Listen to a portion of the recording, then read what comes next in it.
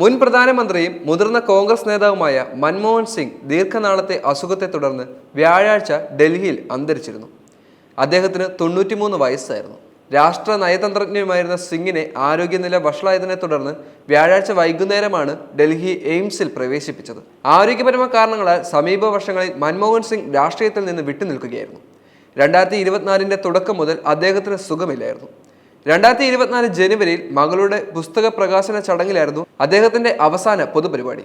2024 ഏപ്രിലിൽ അദ്ദേഹം രാജ്യസഭയിൽ നിന്ന് വിരമിക്കുകയും ചെയ്തു. 2004 മുതൽ 2014 വരെ കോൺഗ്രസ് നേതൃത്വത്തിലുള്ള യുണൈറ്റഡ് പ്രോഗ്രസീവ് അലയൻസിയുടെ കീഴിൽ ഒരു കൂട്ടകക്ഷി സർക്കാരിനെ നയിച്ച മൻമോഹൻ സിംഗ് തുടർച്ചയായി 2 തവണ പ്രധാനമന്ത്രിയായി സേവനമനുഷ്ഠിച്ചിട്ടുണ്ട്.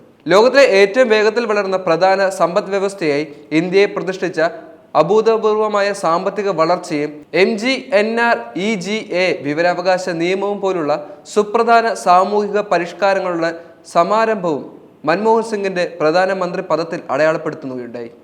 പതിറ്റാണ്ടുകളായി ഇന്ത്യയുടെ ആണവ ഒറ്റപ്പെടൽ അവസാനിപ്പിച്ച് ചരിത്രപരമായ ഇന്ത്യ-US സിവിൽ ആണവ ഉടമ്പടിയും അദ്ദേഹം ചർച്ച ചെയ്തിരുന്നു. എന്നിരുന്നാലും 2G സ്പെക്ട്രം കേസ്, കൽക്കരിപ്പാടം വിതരണവാദം തുടങ്ങിയ അഴിമതി ആരോപണങ്ങളാൽ അദ്ദേഹത്തിന്റെ ഭരണകാലം തകർന്നു വീഴുകയായിരുന്നു. ധനമന്ത്രി എന്ന നിലയിൽ മൻമോഹൻ സിംഗിന്റെ പങ്ക് രാജ്യത്തിന്റെ സാമ്പത്തിക ചരിത്രത്തിലെ ഒരു വഴിത്തിരിവായി കണക്കാക്കപ്പെടുന്നു. പേയ്മെന്റ് ബാലൻസ് പ്രശ്നവും വിദേശ കരുതൽ ശേഖരം കുറയ്ക്കുന്നതും കടുത്ത സാമ്പത്തിക പ്രതിസന്ധിയെ അഭിമുഖീകരിച്ച അദ്ദേഹം സമ്പദ് വ്യവസ്ഥയെ ഉദാരവൽക്കരിക്കുകയും സ്വകാര്യവൽക്കരണത്തെ പ്രോത്സാഹിപ്പിക്കുകയും ഇന്ത്യയെ ആഗോള വിപണിയിലേക്ക് സംയോജിപ്പിക്കുകയും ചെയ്യുന്ന പരിവർത്തന പരിഷ്കാരങ്ങൾ അവതരിപ്പിച്ചു. ഈ നടപടികൾ പ്രതിസന്ധി ഒഴിവാക്കുക മാത്രമല്ല, ലോകത്തിലെ ഏറ്റവും വേഗത്തിൽ വളരുന്ന സമ്പദ് വ്യവസ്ഥയായി മാറുന്നതിനുള്ള പാതയിലേക്ക് ഇന്ത്യയെ സജ്ജമാക്കുകയും ചെയ്തു. ഒരു സാമ്പത്തിക വിദഗ്ധൻ എന്ന നിലയിലുള്ള അദ്ദേഹത്തിന്റെ കരിയർ, അദ്ദേഹത്തിന്റെ അക്കാദമിക് മികവും ഇന്ത്യയുടെ സാമ്പത്തിക നയരൂപീകരണത്തിൽ സ്വാധീനം ചെലുത്തുന്ന സംഭാവനകളാണ്. പൊതുസേവനത്തിലേക്ക് മാറുന്നതിന് മുമ്പ് അദ്ദേഹം പഞ്ചാബ് സർവകലാശാലയിലും ഡൽഹി സ്കൂൾ ഓഫ് എക്കണോമിക്സിലും പ്രൊഫസറായി സേവനമനുഷ്ഠിച്ചിരുന്നു. മുഖ്യ സാമ്പത്തിക ഉപദേഷ്ടാവ് ഉൾപ്പെടെയുള്ള പ്രധാന സ്ഥാനങ്ങൾ മൻമോഹൻ സിംഗ് വഹിച്ചിരുന്നു. അവിടെ പണപ്പെരുപ്പത്തിന്റെയും ആഗോള എണ്ണ ആഘാതങ്ങളുടെയും കാലഘട്ടത്തിൽ അദ്ദേഹം നയങ്ങൾ നയിച്ചു. 1982 മുതൽ 1985 വരെ റിസർവ് ബാങ്ക് ഓഫ് ഇന്ത്യയുടെ ഗവർണറായി അദ്ദേഹം അവിടെ സാമ്പത്തിക സ്ഥിരതയും സാമ്പത്തിക നിയന്ത്രണത്തിലും ശ്രദ്ധ കേന്ദ്രീകരിച്ചു. ആസൂത്രണ കമ്മീഷൻ ഡെപ്യൂട്ടി ചെയർമാനായും അദ്ദേഹം സേവനമനുഷ്ഠിച്ചിട്ടുണ്ട്. അവിടെ ഇന്ത്യയുടെ ദീർഘകാല സാമ്പത്തിക തന്ത്രങ്ങൾ രൂപപ്പെടുത്തുന്നതിൽ അദ്ദേഹം നിർണായക പങ്കും വഹിച്ചു. 1932 സെപ്റ്റംബർ 26 ബ്രിട്ടീഷ് ഇന്ത്യയിലെ പഞ്ചാബ് പ്രവിശ്യയിലെ ഗാഹ് എന്ന ഗ്രാമത്തിലാണ് സിംഗ് ജനിച്ചത്. അത് ഇപ്പോൾ പാകിസ്ഥാനിലാണ്.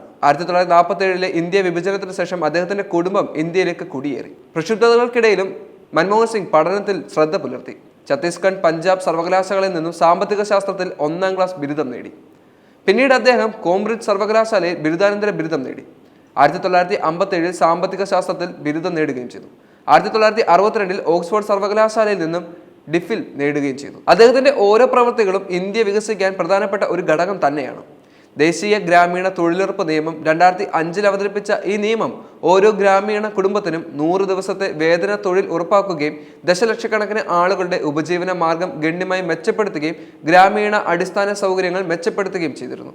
വിവരാവകാശ നിയമം, അതായത് RTI, 2005 പാസാക്കിയ വിവരാവകാശ നിയമം പൗരന്മാർക്ക് പൊതു അധികാരികളിൽ നിന്നും വിവരങ്ങൾ തേടാനുള്ള അവകാശം നൽകുന്നു.